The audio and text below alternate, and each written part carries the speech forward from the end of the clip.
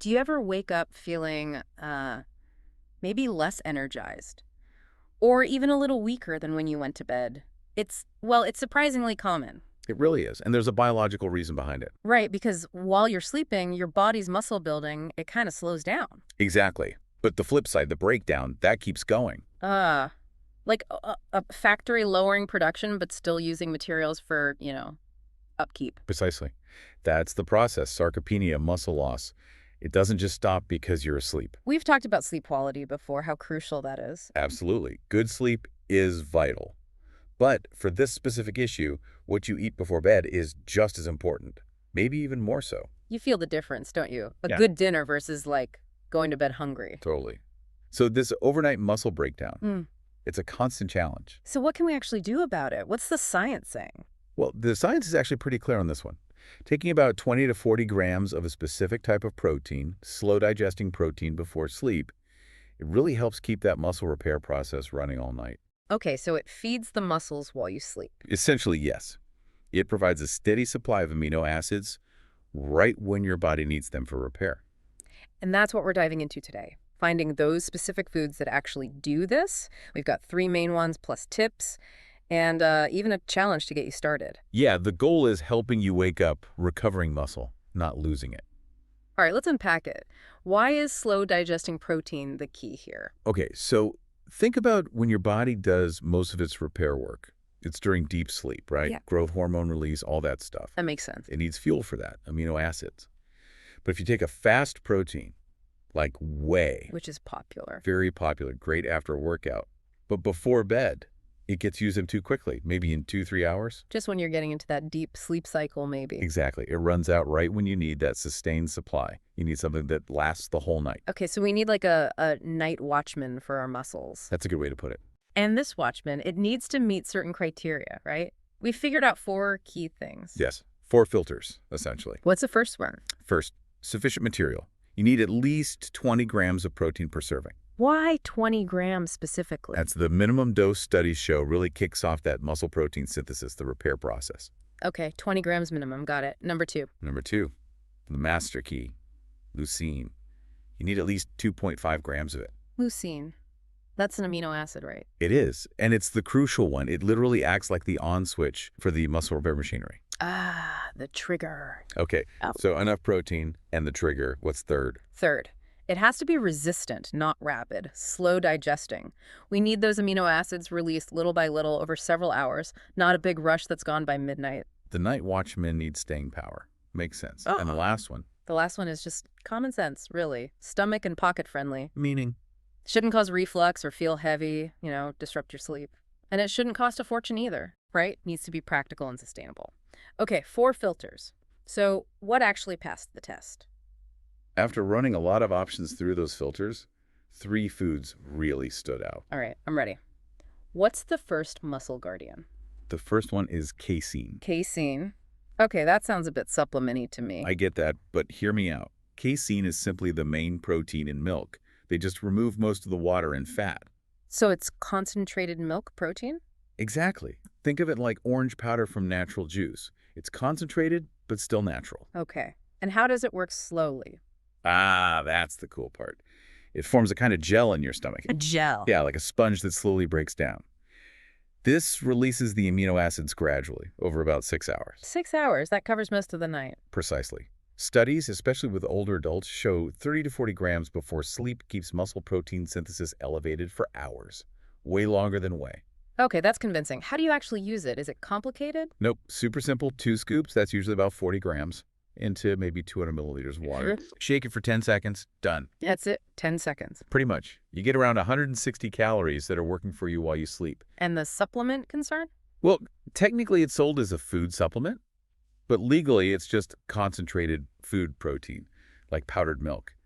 And for healthy kidneys, it's generally perfectly safe within normal protein intake levels. What about cost compared to, say, other protein sources? Per gram of protein, it's often quite competitive, sometimes even cheaper than good quality cottage cheese. Okay, casein. Interesting.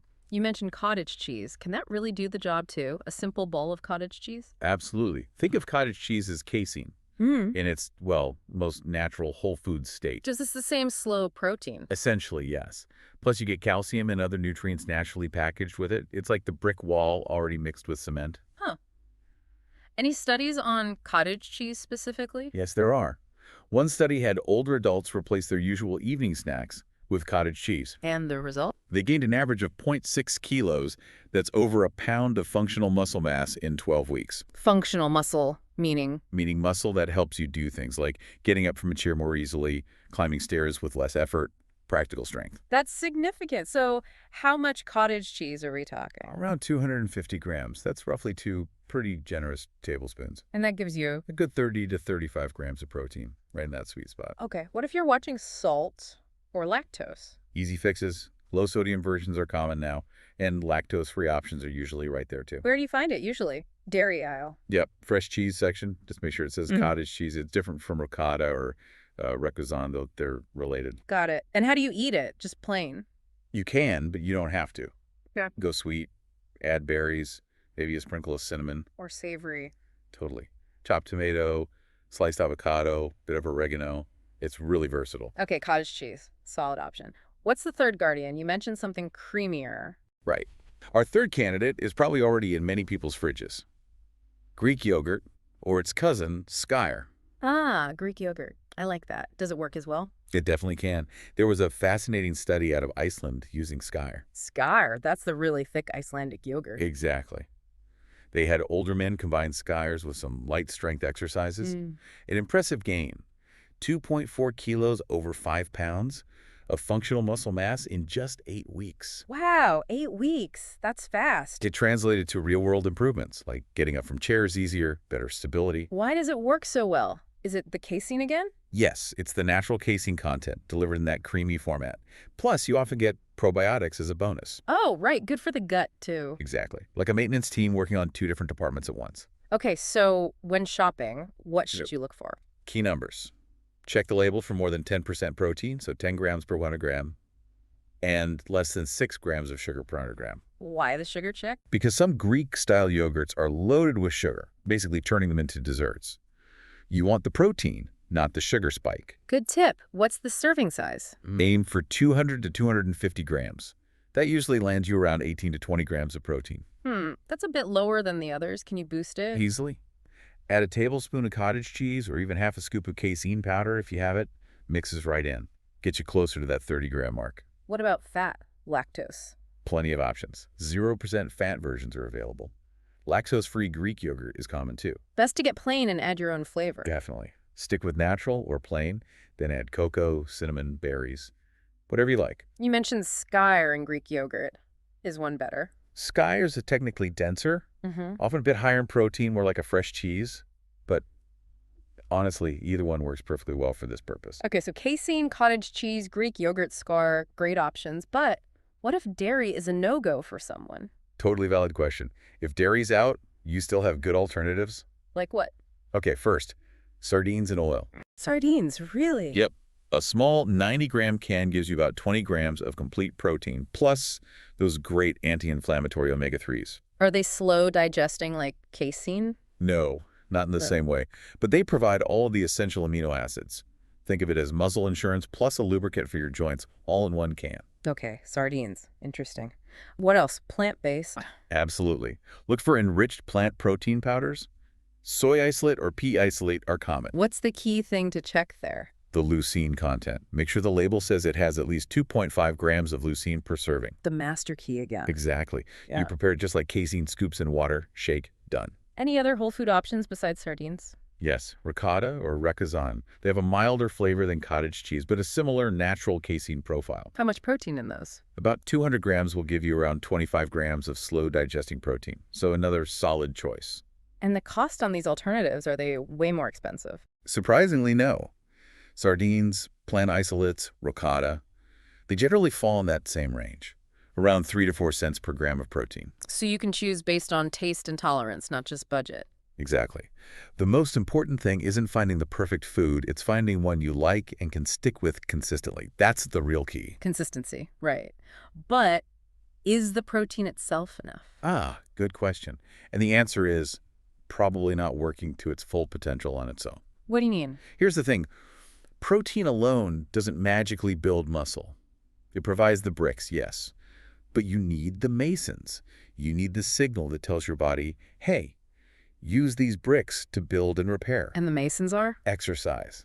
Even light exercise sends that crucial signal. Okay, so you need to pair the protein with some movement. What kind? Do I need a full workout before bed? Not at all. That would probably interfere with sleep anyway. We're talking simple 5-minute movements. You can do them right in your living room just before your protein. 5 minutes. Okay, tell me more. 3 simple moves. First, chair squats. Like sitting and standing. Pretty much. Sit down and stand up slowly from a chair, about 10 times.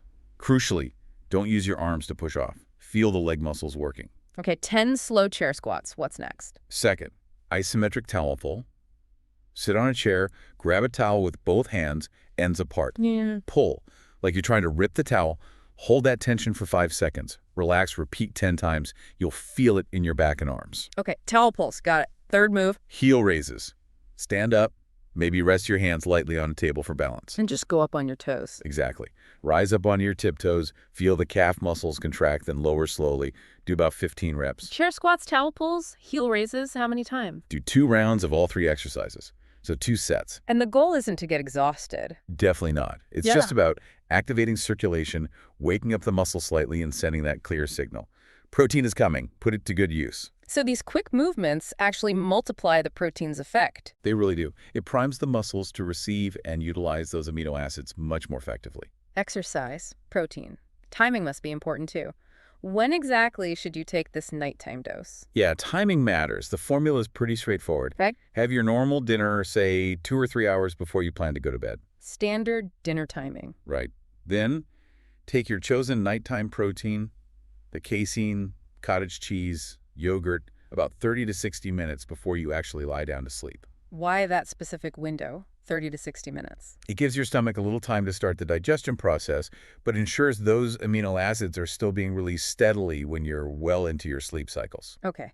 And how does this nighttime dose fit into your overall daily protein? Good point. This is an extra protein on top of everything. It should be part of your total daily intake. Aim for it to be about 20% to 25% of your daily total. What's a good daily total target again? For most adults looking to maintain or build muscle, aiming for between 1.2 and 1.6 grams of protein per kilogram of body weight per day is a good goal, distributed across your meals. Can you give an example? Sure. Let's say someone weighs 70 kilos, but 155 pounds. Their target might be around 110 grams of protein per day. 70 kilogram, 1.6 kilograms. Okay. So they could have maybe 25 g at breakfast, 30 grams at lunch, 25 g at dinner. That's 80 grams. And the last 30 G. That's their nighttime dose, taken 30, 60 minutes before bed. Total, 110 grams. Objective met, properly distributed. That makes sense. What about avoiding issues like reflux or feeling too full right before sleep? Any tips? Yeah, definitely want to avoid that. 3 simple tricks usually help. Okay. 1, keep the fats fairly moderate in that last hour. High fat can slow digestion uncomfortably. Makes sense. 2, Elevate the head of your bed slightly if you can, maybe 10 centimeters or about 4 inches. Or just use an extra pillow. Gravity helps. okay, elevation. And 3, If you're using a protein powder like casein, mix it with water instead of milk, especially whole milk. It'll digest a bit easier. water instead of milk for powders. Got it. Should avoid that heavy feeling. Usually does the trick, yeah. With those timings and portions, most people don't have issues. All right, protocol's clear. But I bet people still have questions. Let's tackle some FAQs. Good idea. Let's hit the common ones. Okay, number 1, kidneys. People always worry about protein in kidneys. Understandable concern. But for people with healthy kidneys, the research shows that intakes up to even 2 grams per kilo per day are generally safe. This nighttime dose is just a part of that total. What if someone has kidney issues? Crucial difference. If you have diagnosed renal insufficiency, you absolutely need to talk to your doctor or nephrologist before changing your protein intake. That's non-negotiable. Okay, healthy kidneys, generally fine. Pre-existing condition, consult doctor. Got it. Yep. Next, can you mix and match? Like, have a casein shake and some yogurt. You can, but why? The goal is that 20-40 gram range. Adding just for the sake of adding isn't better. A full shake plus a big yogurt could easily push you over 50 or 60 grams. No extra muscle benefit, just more risk of feeling heavy or bloated. Less is often more here. Stick to 1 Guardian serving. Okay, don't overdo it. What about diabetes? Will this spike blood sugar? Protein itself generally doesn't raise blood sugar much, if at all.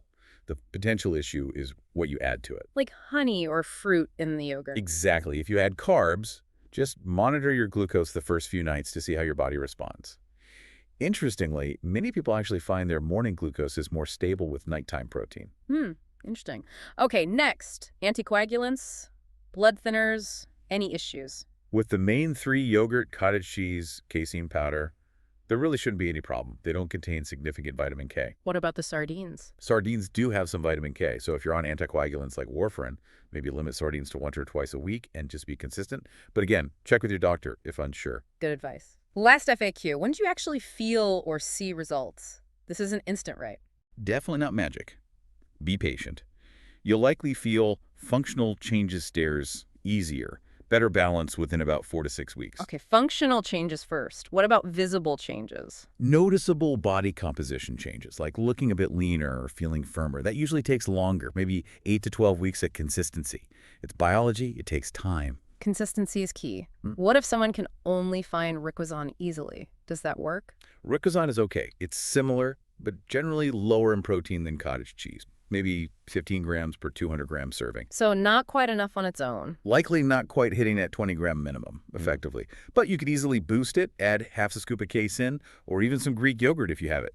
Make it work for you. All right, FAQ is handled. We've got the science, the foods, the timing, the exercises. Now for the fun part. Putting it into action. Exactly. Let's do a challenge. A 7-night challenge that could genuinely change how you feel each morning. You up for it? Let's lay it out. Okay, here's the simple 3-step plan for the next 7 nights. Ready? Step 1. Choose your guardian. Just pick one for the week. The casein shake, the cottage cheese, or the Greek yogurt skyr. Whichever appeals most. Keep it simple, stick to one. Good. Step 2. Timing. Take your chosen guardian 30 to 60 minutes before bed, every night for 7 nights straight. Consistency. Got it. And step 3. The exercise. Remember those 3 quick moves? Chair squats, towel pulls, heel raises. The 5-minute activation routine. Yep. Do those just before you have your protein. 2 rounds. Don't skip a single night on the exercise either. Crucial step. Protein plus the signal.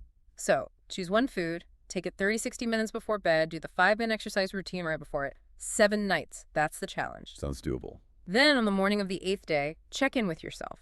Ask yourself 3 things. 1, are stairs feeling any easier, even slightly? 2, do you feel a bit more stable doing simple things, like, say, putting on your socks? And 3, do you notice maybe a little more energy when you first get up? Don't expect miracles in just 1 week. Exactly. No miracles.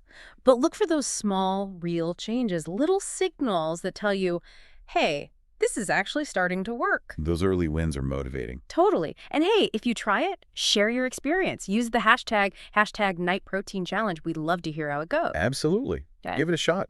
Your body really will thank you every morning. You wake up feeling that little bit stronger, more resilient. Couldn't agree more. And just to leave you with something to think about, next time, we're going to uncover the 5 common nighttime mistakes that could be completely sabotaging your muscle gains, even if you're doing this protein strategy perfectly. Ooh, that sounds important. Yeah, these are errors nearly 90% of people make without even realizing it. Definitely don't want to miss that one. Until then.